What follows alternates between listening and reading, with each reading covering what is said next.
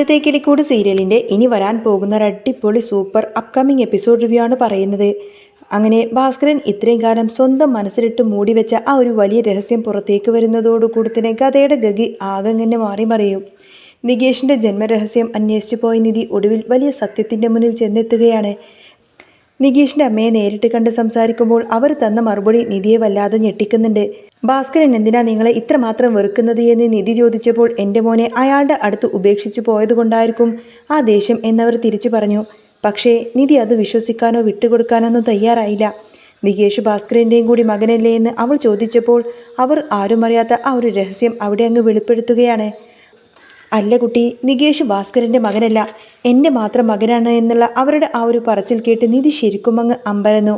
അവൻ സംസാരിച്ചുകൊണ്ടിരിക്കുന്ന സമയത്ത് തന്നെ പെട്ടെന്ന് അവൾക്കൊരു ഫോൺ കോൾ വരികയും പിന്നെ കൂടുതലൊന്നും പറയാതെ തന്നെ അവർ അവിടെ നിന്നും വേഗം ഒഴിഞ്ഞുമാറി പോവുകയും ചെയ്തു. മനസ്സിൽ ഒരുപാടധികം സംശയങ്ങളുമായി തിരികെ വീട്ടിലേക്ക് വരുന്ന നിധി കാണുന്നത് ഭാസ്കരനെയും സുഭാഷിനെയുമാണ്. വളരെ പ്രധാനപ്പെട്ടൊരു കാര്യം സംസാരിക്കാനുണ്ട് എന്ന് പറഞ്ഞ് നിർബന്ധിച്ചു കൊണ്ട് തന്നെ നിധി ഭാസ്കരനെയും കൂട്ടി പുറത്തേക്കിറങ്ങി. എങ്ങോട്ടേക്കായി പോകുന്നത് എന്ന് ഭാസ്കരൻ ചോദിക്കുന്നുണ്ടെങ്കിലും അവളൊന്നും മിണ്ടുന്നില്ല. ഒടുവിൽ ഒരു അമ്പലമുറ്റത്ത് വെച്ച് നിധി ആ വലിയ സത്യത്തെപ്പറ്റി ഭാസ്കരനോട് നേരിട്ട് ചോദിച്ചു. നികേഷിൻ്റെ അമ്മയെക്കുറിച്ചല്ലാതെ എന്ത് വേണമെങ്കിലും നീ ചോദിച്ചോ എന്ന് ഭാസ്കരൻ പറയുന്നുണ്ടെങ്കിലും നിധിക്ക് ആ ഒരൊറ്റ കാര്യം മാത്രമേ അറിയേണ്ടതുള്ളൂ. നികേഷ് ഭാസ്കരൻ്റെ മകനല്ല എന്ന് അവൻ്റെ അമ്മ തന്നെ പറഞ്ഞ കാര്യം നിധി തുറന്നടിക്കുമ്പോൾ ഭാസ്കരൻ ശരിക്കും അങ്ങ് തകർന്നുപോയി. സത്യം പറയാതെ അവിടെ നിന്നും ഒഴിഞ്ഞു മാറാൻ നോക്കുന്ന ഭാസ്കരനെ നിധി തടഞ്ഞു നിർത്തുന്നു. നികേഷ് അച്ഛൻ്റെ സ്വന്തം മകനല്ലല്ലോ എന്നുള്ള നിധിയുടെ ആ ഒരു ചോദ്യത്തിനു മുന്നിൽ ഭാസ്കരൻ ആദ്യമൊന്ന് പതറി. എനിക്കെൻ്റെ മറ്റു മക്കളെപ്പോലെ തന്നെയാണ് അവനും എന്ന് പറഞ്ഞ കൂട്ടത്തിന് അയാൾ ഒഴിഞ്ഞു മാറാൻ നോക്കിയെങ്കിലും നിധി വിട്ടുകൊടുക്കുന്നില്ല. മനസ്സിന് സമാധാനം കിട്ടണമെങ്കിൽ ഈ സത്യം അറിഞ്ഞേ തീരൂ എന്ന് നിധി വാശി പിടിക്കുമ്പോൾ ഗത്യന്തരമില്ലാതെ ഭാസ്കരൻ ആ ഒരു പഴയ കഥ പറഞ്ഞു തുടങ്ങുകയാണ്. വർഷങ്ങൾക്ക് മുൻപ് ഞാൻ ഗുജറാത്തിൽ ലോറി ഓടിക്കുന്ന കാലത്താണ് ആ സ്ത്രീയെയും മോനെയും ഞാൻ പരിചയപ്പെടുന്നത്. അവരവിടെ ചെറിയ ഹോട്ടൽ നടത്തുകയായിരുന്നു. അവിടെ സ്ഥിരമായി ഭക്ഷണം കഴിക്കാൻ പോയിരുന്ന എനിക്ക് അവരെ സ്വന്തം കുടുംബത്തെ പോലെയായിരുന്നു. എന്നാൽ ആ ഹോട്ടൽ ഉടമ മരിച്ചതോടുകൂടി തന്നെ ആ സ്ത്രീയും കൈക്കുഞ്ഞുമായ നികേഷും തീർത്തും ഒറ്റപ്പെട്ടതുപോലെയായി. ആ സമയത്ത് തന്നെ അവിടെയുള്ള ഒരാൾ അവരെ നിരന്തരം ശല്യം ചെയ്യാനും നിർബന്ധിച്ച് കല്യാണം കഴിക്കാനും ശ്രമിച്ചു. ആ ശല്യം സഹിക്കാൻ വയ്യാതെ വന്നപ്പോൾ അവർ എന്നോട് സഹായം ചോദിച്ചു. അവരോട് സഹതാപം തോന്നിയിട്ട് ഞാനാണ് അവരെയും കുഞ്ഞിനെയും ഇങ്ങോട്ടേക്ക് കൂട്ടിക്കൊണ്ട് നാട്ടിലേക്ക് വന്നത്. നാട്ടുകാർ പലതും പറഞ്ഞുകൊണ്ടിരുന്നുവെങ്കിലും ഞാൻ അതൊന്നും തന്നെ കാര്യമാക്കിയില്ല. പക്ഷേ നാട്ടിലെത്തിയ ശേഷം ആ സ്ത്രീ പഴയ കാമുകൻ്റെ കൂടെ നികേഷിനെ ഇവിടെ ഉപേക്ഷിച്ച് ഒളിച്ചോടിപ്പോയി. അന്നു മുതൽ ആ കുഞ്ഞിനെ എൻ്റെ സ്വന്തം മകനെ പോലെ തന്നെ ഞാൻ വളർത്തി. അവനെ നികേഷ് എന്ന് പേരിട്ടതും എൻ്റെ ബാക്കി മക്കൾക്കൊപ്പം തന്നെ ചേർത്ത് പിടിച്ചതും ഞാനാണ്. ഭാസ്കരൻ ഇത്രയും പറയുമ്പോൾ നിധി ശരിക്കും അത്ഭുതപ്പെട്ട് നിൽക്കുകയാണ്. രക്തബന്ധമില്ലെങ്കിലും സ്നേഹം കൊണ്ട് ഒരാൾക്ക് എങ്ങനെ അച്ഛനാവാമെന്ന് തെളിയിക്കുന്ന വലിയൊരു കാഴ്ചയായിരുന്നു അവൾക്ക് മുന്നിൽ അപ്പോൾ തെളിഞ്ഞത്. ഈ രഹസ്യം വീട്ടിൽ വേറെ ആർക്കെങ്കിലും അറിയാമോ എന്ന് നിധി ചോദിച്ചപ്പോൾ എനിക്കറിയില്ല എന്നായിരുന്നു ഭാസ്കരൻ്റെ മറുപടി. നികേഷിൻ്റെ അച്ഛൻ വേറൊരാളാണ് എന്ന സത്യം ആ വീട്ടിൽ ആർക്കെങ്കിലും അറിയില്ലെന്ന് നിധിക്ക് ഉറപ്പായിരുന്നു. അത്രമാത്രം രഹസ്യമായിട്ടാണ് ഭാസ്കരൻ ആ ഒരു സത്യം സൂക്ഷിച്ചത്. എന്തിനാ അച്ഛാ ഇതെല്ലാവരിൽ നിന്നും മറച്ചു വെച്ചത് എന്ന് നിധി ചോദിച്ചപ്പോൾ ഭാസ്കരൻ പറഞ്ഞത് ഇങ്ങനെയാണ്. ഞാൻ അവൻ്റെ അച്ഛനാണെന്ന് വിശ്വസിച്ചാണ് അവൻ എന്നെ ഇത്രമാത്രം വെറുക്കുന്നത്. ആ വിശ്വാസം തകർക്കാനൊന്നും ഞാൻ ആഗ്രഹിക്കുന്നില്ല. സ്വന്തം അച്ഛൻ മരിച്ചുപോയി എന്നും അമ്മ അവനെ ഉപേക്ഷിച്ചതാണെന്നും പറഞ്ഞാൽ എൻ്റെ മോൻ്റെ ഭാവി തകർന്നു പോകും. അതോർത്തുകൊണ്ടാണ് ഞാൻ അവൻ്റെ വെറുപ്പ് മുഴുവൻ ഏറ്റുവാങ്ങുന്നത്. ഭാസ്കരൻ്റെ ആ വലിയ മനസ്സ് കണ്ടപ്പോൾ നിധിക്ക് സ്വയം നിയന്ത്രിക്കാൻ കഴിഞ്ഞില്ല. അച്ഛനെക്കുറിച്ച് ഇത്രയും കാലം തെറ്റായി ചിന്തിച്ചല്ലോ എന്നോർത്തുകൊണ്ട് തന്നെ അവൾക്ക് വല്ലാത്ത കുറ്റബോധം തോന്നി. വേറൊരാളുടെ കുഞ്ഞിനെ സ്വന്തം ചോരയേക്കാൾ സ്നേഹിക്കാനും അവൻ അടിക്കാൻ വരുമ്പോൾ പോലും സത്യം പറയാതെ ചേർത്ത് പിടിക്കാനും അസാമാന്യമായ ഒരു കരുത്ത് തന്നെ വേണം. അങ്ങനെ സത്യങ്ങളെല്ലാം പറഞ്ഞുകൊണ്ട് ഭാസ്കരൻ ജോലിസ്ഥലത്തേക്ക് പോകാനൊരുങ്ങുമ്പോൾ ഈ രഹസ്യം ഒരിക്കലും നികേഷിനോട് പറയരുതെന്ന് നിധിയോട് പ്രത്യേകം തന്നെ ചട്ടം വെക്കുന്നുണ്ട്. പഴയതുപോലെ തന്നെ കാര്യങ്ങളൊക്കെ മുന്നോട്ട് പോകട്ടെ എന്നും പറഞ്ഞുകൊണ്ട് തന്നെ അദ്ദേഹം നടന്നു നീങ്ങി. എന്നാൽ അവിടെയാണ് ആരെയും ഞെട്ടിക്കുന്ന മറ്റൊരു കിടിലൻ ട്വിസ്റ്റ് സംഭവിക്കുന്നത്. ഭാസ്കരൻ പോകുന്നതും നോക്കി കണ്ണു തുറച്ചു നിൽക്കുന്ന നിധിയുടെ അടുത്തേക്ക് അപ്രതീക്ഷിതമായി സുഭാഷേട്ടൻ കടന്നു വരികയാണ്. ഭാസ്കരൻ പറഞ്ഞ ഓരോ വാക്കും ശ്വാസം അടക്കിപ്പിടിച്ച് അവർക്ക് പിന്നാലെ നിന്നിരുന്ന സുഭാഷ് കേൾക്കുന്നുണ്ടായിരുന്നു. തൻ്റെ അച്ഛൻ ഇത്രയും കാലം സ്വന്തം ഹൃദയത്തിൽ കുഴിച്ചുമൂടിയ ആ വലിയ ത്യാഗത്തിൻ്റെ കഥ ആദ്യമായി സുഭാഷേട്ടനും തിരിച്ചറിയുകയാണ്. അച്ഛൻ നികേഷിനെയും ആ സ്ത്രീയെയും വീട്ടിലേക്ക് കൂട്ടിക്കൊണ്ടുവന്ന കാലം മുതൽ സുഭാഷിൻ്റെ ഉള്ളിൽ ചില സംശയങ്ങൾ നിഴലിച്ചിരുന്നു. എങ്കിലും ഇത്രയും വലിയൊരു ത്യാഗത്തിൻ്റെ രൂപമാണ് തൻ്റെ അച്ഛനെന്ന് അവൻ സ്വപ്നത്തിൽ പോലും കരുതിയിരുന്നില്ല. ഒരായുസ് മുഴുവൻ അപമാനവും വെറുപ്പും സഹിച്ച് അച്ഛൻ ചെയ്തത് ഈ ലോകത്തിലെ ഏറ്റവും വലിയ ത്യാഗമാണെന്ന് വിറക്കുന്ന ശബ്ദത്തോടു കൂടി തന്നെ സുഭാഷേട്ടൻ പറയുമ്പോൾ നിധിയും ശരിക്കും തകർന്നു പോകുന്നുണ്ട്. അച്ഛൻ്റെ സ്നേഹവും ത്യാഗവും തിരിച്ചറിഞ്ഞ നിധിക്ക് സുഭാഷേട്ടനോടും വലിയ ബഹുമാനം തോന്നി. രക്തബന്ധമില്ലാതെ ഒരാളെ സ്വന്തം അനിയനായി കണ്ട് ജീവന് തുല്യം സ്നേഹിക്കാൻ വലിയൊരു മനസ്സ് തന്നെ വേണമെന്ന് നിധി പറയുമ്പോൾ സുഭാഷേട്ടൻ്റെ കണ്ണുകൾ നിറയുന്നുണ്ടായിരുന്നു. എങ്കിലും ഇത്രയും സത്യങ്ങൾ കേട്ടറിഞ്ഞ നിധിക്ക് സുഭാഷേട്ടനോട് മറ്റൊരു കാര്യം കൂടി ചോദിക്കാനുണ്ട്.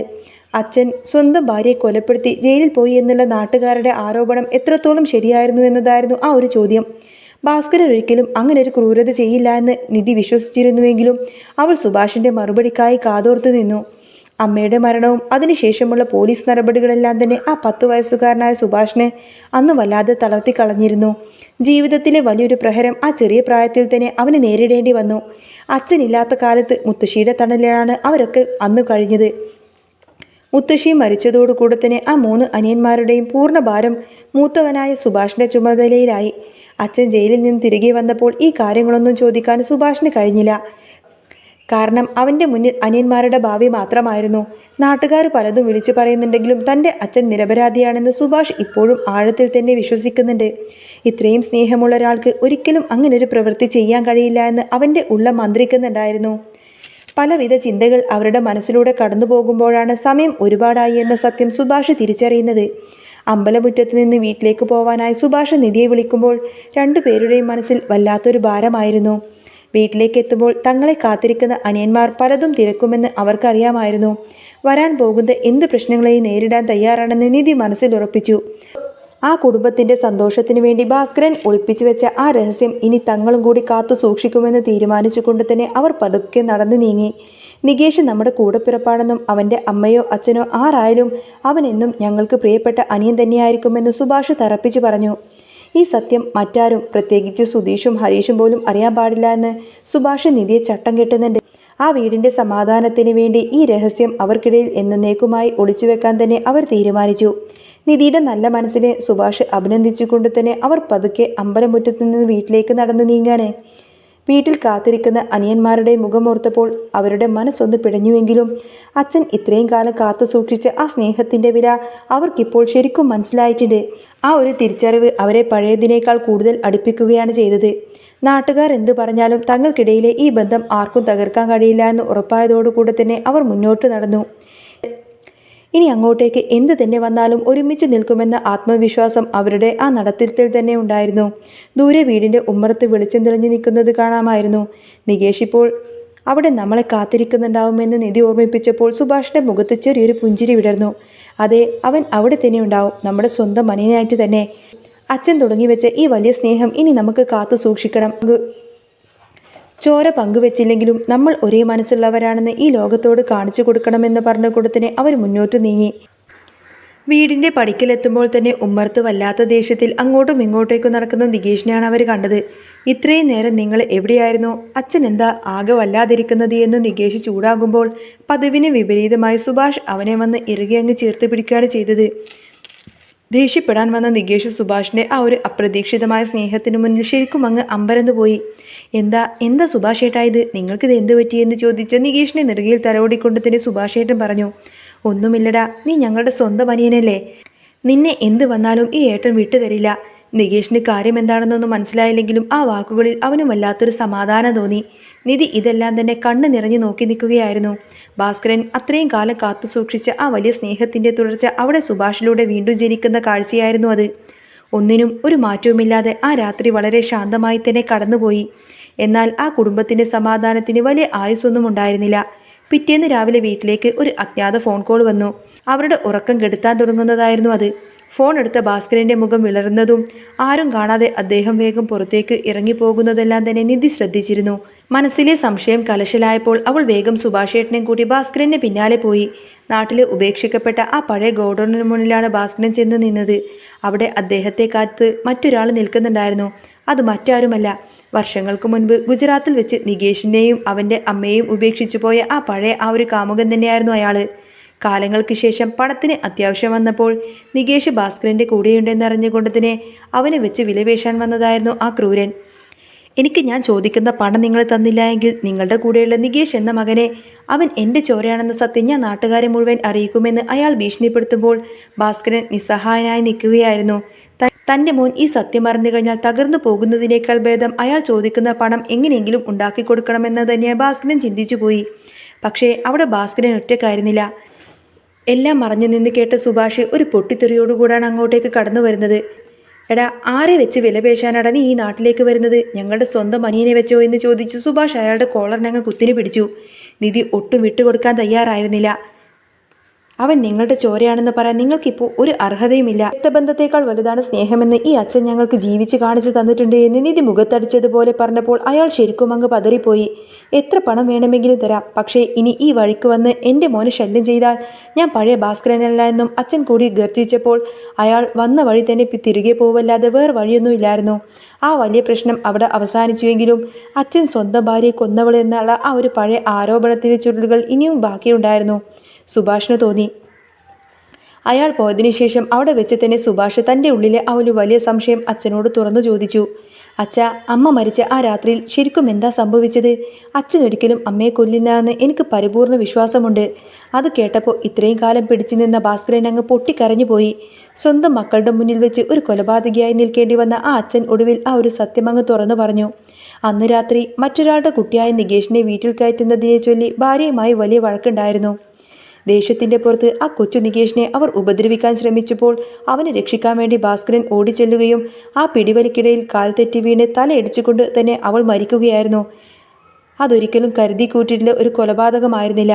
ഒരു നിർഭാഗ്യകരമായ അപകടമായിരുന്നു അത്.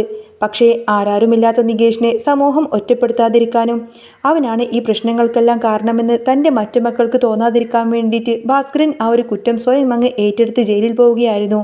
ഈ വലിയ സത്യം കൂടി അറിഞ്ഞതോടുകൂടി തന്നെ സുഭാഷും നിധിയും അച്ഛനെ ഓടി വന്നങ്ങ് കെട്ടിപ്പിടിച്ച് പൊട്ടിക്കരഞ്ഞു. അച്ഛൻ ഒരു കൊലപാതകയല്ല, മറിച്ച് ജീവിക്കുന്ന ഒരു ദൈവമാണെന്ന് അവർക്ക് മനസ്സിലായി. ഇനി എന്തൊക്കെ പ്രതിസന്ധികൾ വന്നാലും ഈ രഹസ്യങ്ങൾ തങ്ങളുടെ ഉള്ളിൽ തന്നെ വെച്ച് ആ വീടിൻ്റെ സമാധാനം കെടുത്തുന്ന അച്ഛൻ്റെ തണലിൽ ഒറ്റക്കെട്ടായി മുന്നോട്ട് പോകുമെന്ന് ഉറപ്പിച്ചുകൊണ്ട് തന്നെ അവർ 3 പേരും വീട്ടിലേക്ക് മടങ്ങിപ്പോവാണ്. ഇനി ഈ കാറ്റത്തെ കിളിക്കൂടിനെ തകർക്കാൻ വേണ്ടിയിട്ട് ലോകത്ത് ഒരു ശക്തിക്കും കഴിയില്ല എന്ന ആത്മവിശ്വാസം അവരുടെ മുഖത്തുണ്ടായിരുന്നു. അങ്ങനെ കാറ്റത്തെ കിളിക്കൂടിൽ ഇനി വരാൻ പോകുന്ന നല്ല സൂപ്പർ അടിപൊളി ത്രില്ലിംഗ് എപ്പിസോഡുകളൊക്കെ തന്നെയാണ്. നിങ്ങൾക്ക് ഈ ഒരു ചാനൽ ഇഷ്ടമാവുകയാണെങ്കിൽ സബ്സ്ക്രൈബ് ചെയ്യാനും സപ്പോർട്ട് ചെയ്യാനും മറക്കല്ലേ. നെക്സ്റ്റ് വീഡിയോ ഉടനെ വരാം. ബൈ.